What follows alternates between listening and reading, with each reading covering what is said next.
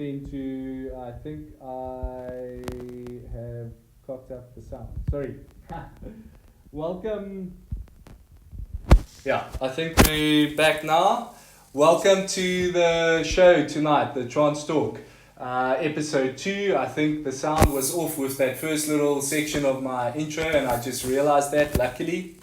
So, yeah, tonight is the Trans Talk episode 2. We've got Harold from PowerBar back again, sharing some valuable tips on how to feel during a ride. We've got Trevor Seinen from PowerBar talking to us about the science of nutrition, when to eat, when not to eat. His experience from the riding this race many times. I think he's probably one of the riders that has ridden the most, has ridden every single double ride since it started. Really experiencing this sort of ultra endurance events, and a lot of info from PowerBar's site. And then we've got Theresa Ralph and Sarah Hill, our pro riders, excellent team. Theresa Ralph is probably the most successful rider of the Trans Pavillons, being riding, I think she's done 5 now, and each one of them she has won. Sarah Hill, I think, is on number 3 or number 4, I'm not too sure. Hopefully she'll correct me when she comes on, and also having won each one that she's competed in. So they're going to share some tips about the event and what they're doing and how all of that works, and from their side. So on the checkpoint boxes that we're going to go into, that's one topic. It's always a thing that everybody asks us about. It's one of the most frequent asked questions on emails, Facebook, and all of the other social media handles. What do I pack? How do I pack? Why do I need it? Why don't I need it? And all of those things. But first, before we go into that, I think that I want to look at last week's little competition that we had on the hills. We had 2.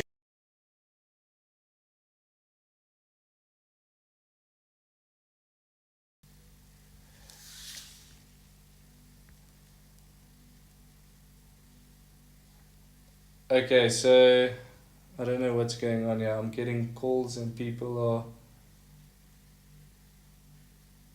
are saying that our sound is not working. Can you guys?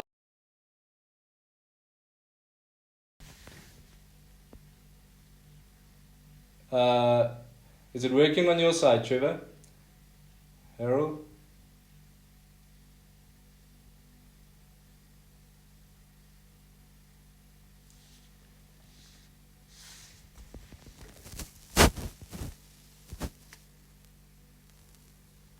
Okay, cool.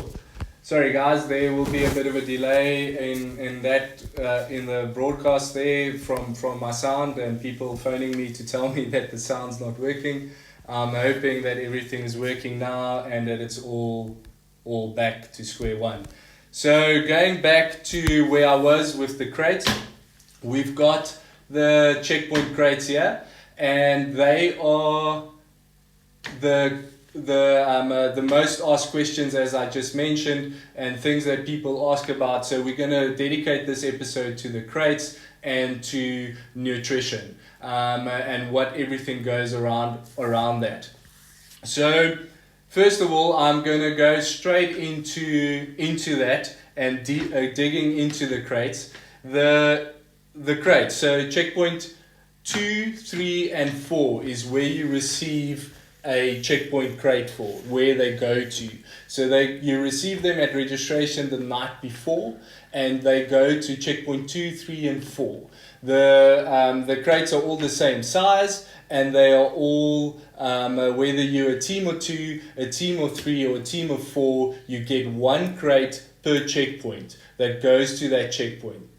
So the 2 checkpoints for checkpoint 2 and 3, you only need to hand in those boxes the next morning onto the trucks at 8 o'clock. But checkpoint 4's box, the main critical box, as most will say to you, if you're a novice rider, is the one that you need on to give in at registration that very same night on Friday evening.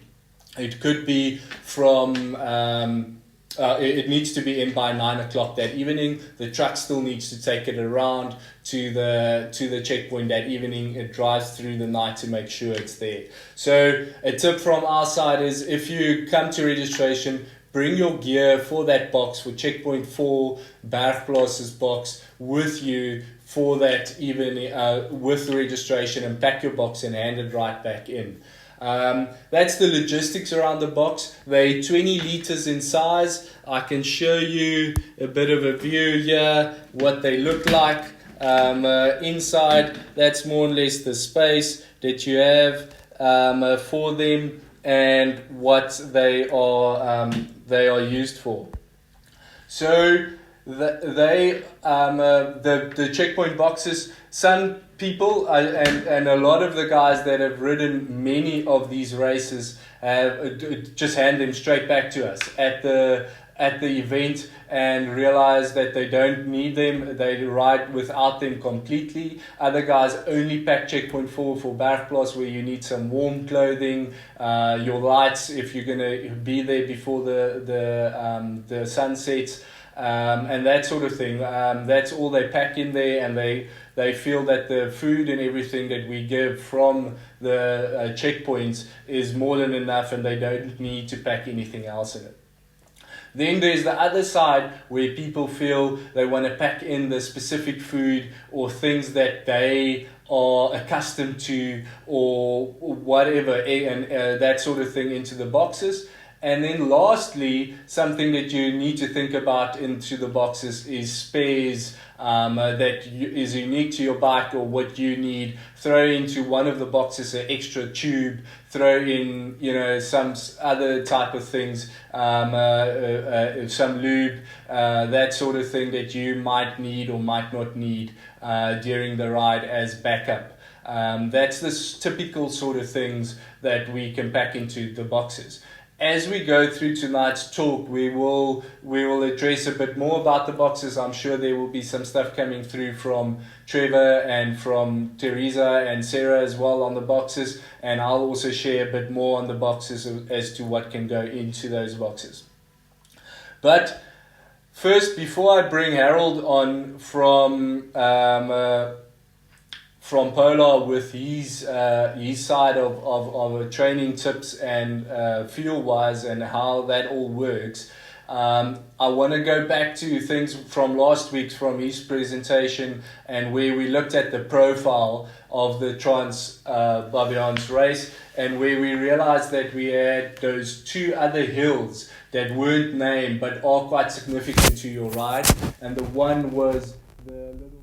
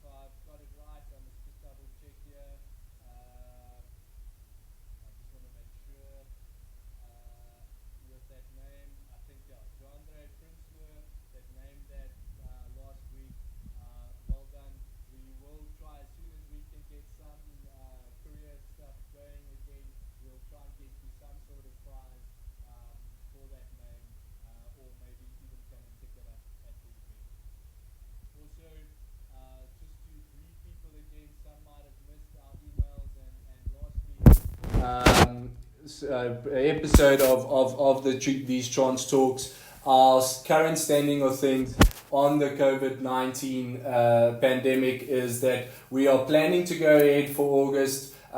We will make the call by 1 June. That is our deadline for letting you know for everybody to have enough time to prepare. By 1 June, we'll make the call whether it will continue in August or we will postpone to January 2021. Okay, so hopefully everything is working and we are and everybody has heard that. And I'm going to bring in Harold from Polar. Harold, welcome to the show and thank you for joining us. Harold, by the way, has ridden the very first Trans Talk in Trans Bavians in 2004 and has ridden since then numerous events, ridden right in the front of the pack and also right at the back of the pack. Is that correct, Harold? That's correct. Hello from Johannesburg and greetings to everyone out there and thanks for joining us. This is, as you go, this is the second episode and we have some exciting stuff to talk about. Yeah, when you mentioned those crates, I think one thing to highlight there is obviously if you're a team of 3 and 4, the crate size doesn't change. You've got to use that same crate size. So if you're four in a team, you better start planning properly to make sure you can get all your goodies inside. What we're really here to talk about, I'm going to be very brief tonight. I think the main part of the show is for my good mate Trevor down in Cape Town with PowerBar and his nutrition advice. But I think what is clear with a race like this is that a lot of things really tie together when one is preparing for the race, and also really just looking at what you should pay attention to, not only for the race itself, but also in your training. So the first thing I just want to look at here is just to share my screen, is actually a quote that I got from the PowerBar website. I hope Trevor doesn't mind that I've nicked that from him. And I think it's really just a summary of an article that I was reading. And the parts that I actually want to highlight here is fueling has a lot to do with obviously the duration of the event and also the intensity of the event as well, that you're going to ride at or race at predominantly. So just to highlight a few things here, hope you can all see my screen. Obviously, the longer the event, the more fuel you're going to need, and the higher the intensity, the more fuel you're going to need. So we really want to look at how much do you really need for an event like this. And you've all heard the terminology before, don't burn too many matches early on. And I think for a race like the Trans, that really applies, is if you go at too high intensity or your intensity is too high in those first 100 kilometers that we looked at last week, you're possibly going to run out of some fuel and pay for it later on. The other part, of course, is everybody is different. Everyone has slightly different tolerances to what they can take in, what they prefer, and what they like to eat. I think Trevor will go into more detail on that. And the last part here is really when it comes to your training, a lot of us do forget about implementing or at least testing these fueling strategies during our training. And training intensity may obviously vary from race intensity, and you need to take that into account when you're testing your various fueling strategies to make sure that you actually simulate very much what you can expect in the race to make sure that you have the right fuel with you. So this brings me to one of the new features we have on the GridX that we launched recently. It's a feature called FuelWise. And FuelWise essentially will look at who you are as a rider. You pop in various details. Obviously, your product knows who you are from a perspective of how much you weigh, your gender, and also a bit of your training history does become important in this.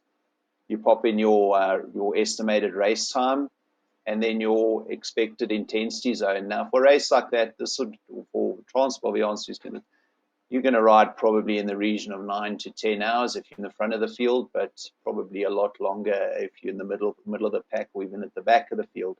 So your intensity will probably range in zones 2 or 3, and we'll talk about those intensity zones next week in next week's episode, where we dive in a bit deeper into training and heart rate zones and how to train for the event. So what FuelWise does is based on those various parameters, it'll then give you an estimate of the amount of carbohydrates you would need for the event. It'll then remind you how many times you refuel based on the amount of carbohydrates you would obviously need. And in most cases, I've taken the liberty of taking some of the PowerBar products to show you the typical carbohydrate content in some of the gels that you can get your hands on, as well as sort of the energy bars. So the one thing about fueling for a long race like this is to have variation in your food, and also eat things that you like. And as I said, Trevor will cover that in a bit more detail. The last thing I just want to highlight here is you'll see I have put an apple and a banana there with the carbohydrate content. One of the things you always have to bear in mind is that it's a 100-gram apple in this case, or a 100-gram banana, whereas if you're taking a gel with you, that's possibly half that weight. So it's also a case of what can you fit in your boxes, what can you fit in your back pocket. That should also impact on your decisions on what fuel you'll possibly use on the day. So Zane will remind you guys, we obviously have again this week the draw for the Grotex. So you can enter that draw, and I think that will come up fairly soon on your feed. Back to Zane and to the star of the show, which will be Trevor for tonight. Thanks, Harold. Just on that, guys, the link should be showing down, or the link should be up on your comments, coming up on your comments for that form. It's a Google form that you need to fill in to win a brand new PowerBar Grid X. We added last week as well. We'll have it every week. The link or the form is unique to each episode. So you need to be watching. It's only live from now until 10 o'clock tonight to fill it in. You can't fill it in tomorrow, and you won't enter into the draw to win the PowerBar Grid X. So then, without talking any further on it, I'm going to bring up Trevor. Like Harold has said, the star of the show for tonight. Trevor Seinen, welcome to this evening. Thank you for joining us. Trevor, was I right in saying that you have been the guy that have ridden, probably one of the guys that have ridden most of the Transpaviances? You've ridden every single double since the start of the race and the repeat?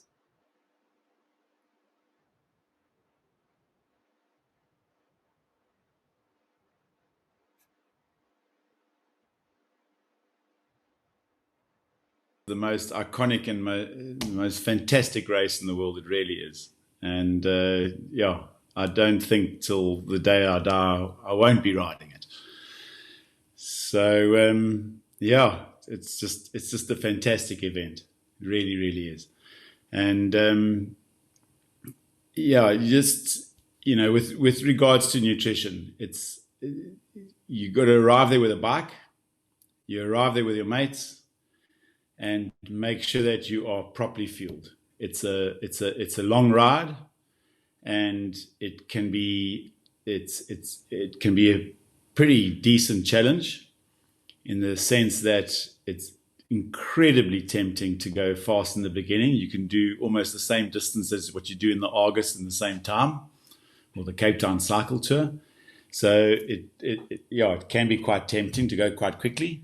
But as Harold says, the most important thing is to make sure that you are well fueled before the event, and obviously during the event, and you're just prepared. And the basics of it. You're out there for 12 hours, or between 9 and 12, 14, 16, 20 hours. But the essence of it is that you're out there you need to refuel at approximately 46 to 50 grams of carbs per hour. And however you mix that up, the most important thing is that some people like bars, some people like to drink more solid drinks, some people like gels, and they like different types of food. Like Harold intimated that you've got apples and bananas. You've also got to decide how much you can carry, because otherwise you're going to be like a camel going through the desert. And so the point is that what you take in the start of the event or before the event, but what you take at the start of the event, throughout the event, and then all the way through to the end is absolutely vital. We certainly suggest that you try and eat as much solid food, whether it's bars and your bananas and your apples, whether that's the most important thing. I certainly suggest to eat more solid food, because after 5 hours of riding, you can't digest enough, and certainly not quickly enough. So, and that is why later on in an event, people will start using gels and types of drinks that might be elevated in refined sugars, etc., etc. We've just recently actually launched a bar just this last week. It's called the Real 5 Bar, and which comes in 3 different flavors, and it's only got five ingredients with a magnificent amount of magnesium, which for an event like this is great, because it's, inevitably people will start cramping because of the duration of the event. But going back to the amount of carbs that you take, so it's sort of 46 grams of carbs that you can digest in an hour, and whether you're using a polar unit that reminds you constantly, or whether you've got a little strip on your top tube of your bar that says eat at 40 and eat at 40 minutes and eat at 60 minutes, etc., etc. Those are all great reminders, because it's very easy at high speed to forget to eat. And I've been at the raw end of the deal with that. And sometimes you do great and it works, and sometimes you just forget because of the excitement of what's going on. You have to have something pass your lips every 30 to 40 minutes, whether it's a sip of a high carb drink, or whether it's you munching on a third of a bar or 2/3 of a bar, or you putting a gel down your throat. Essentially, the most important thing is that in the beginning of an event, you are eating solid foods. Towards the end, when things get a little bit tougher, you're going to be starting to rely on a gel. Some of them might be watered down gels, some with caffeine, some without caffeine, and that's entirely your choice. And those gels are all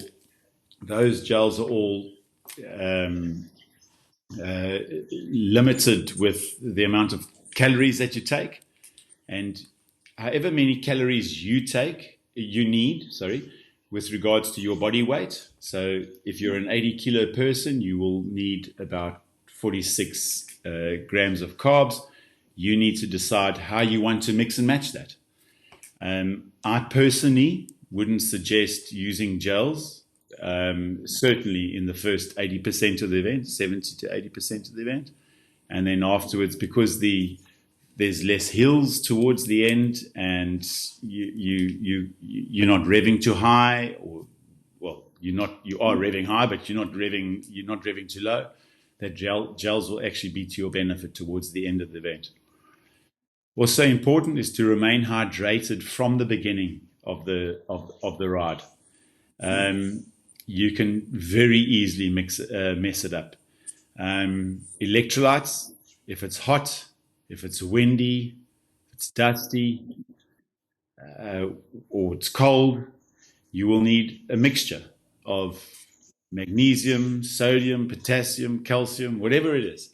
And we always suggest just using some basic electrolytes. Some are caffeinated, some are not caffeinated.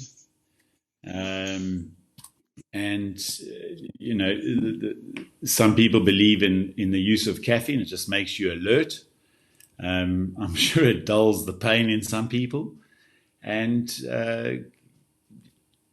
just remain hydrated and fueled throughout.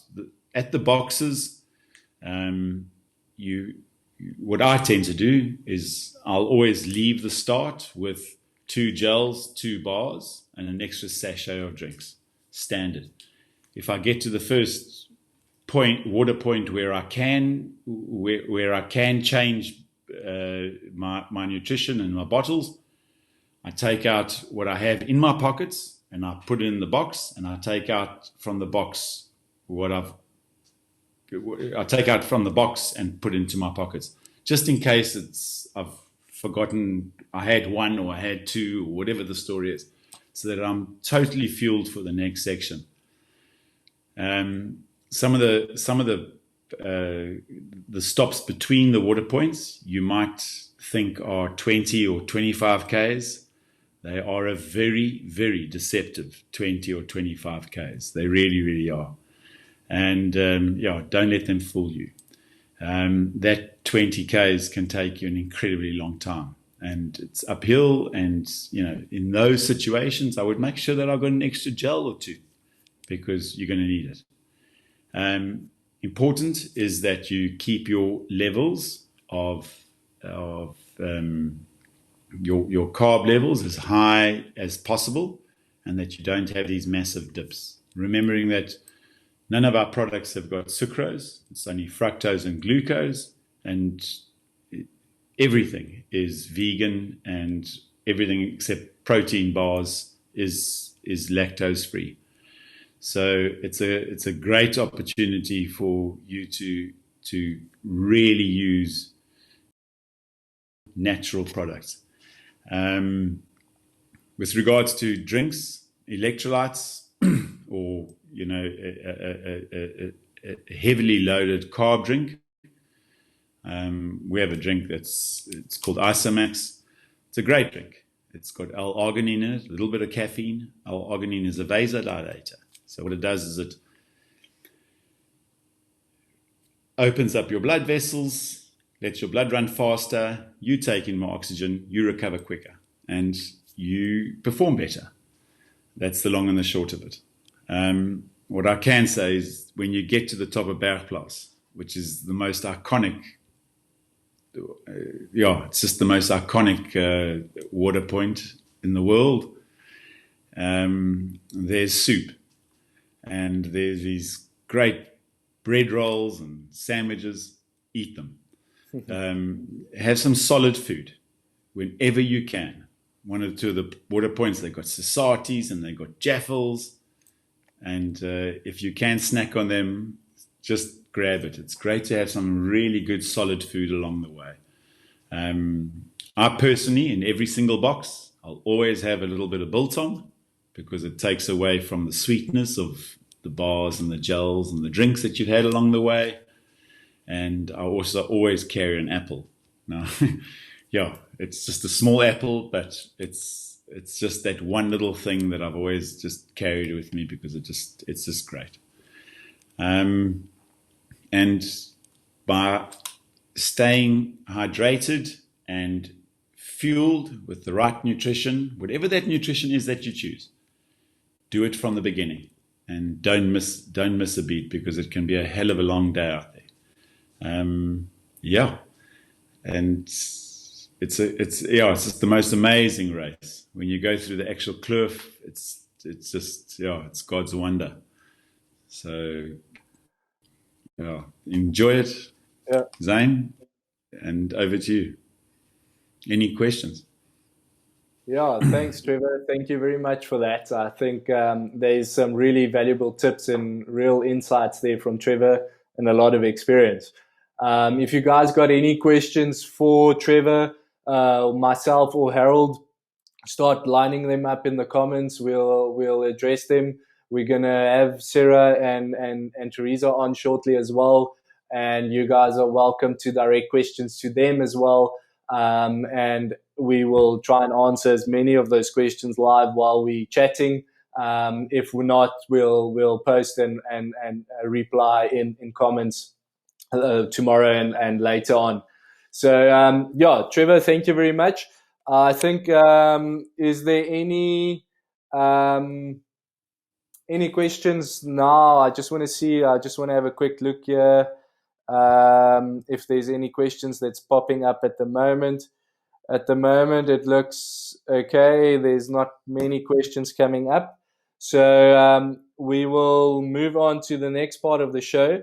Before I bring Theresa and Sarah on, I'm just going to have a look going to play you a little clip of what our checkpoints look like and what you can expect at our checkpoints that Trevor has been talking about, apart from his products from PowerBar that they sponsor us, but there's some other products as well, and some other real food, as he also mentioned. And have a look, enjoy, and then we'll bring up Sarah and Theresa shortly after that.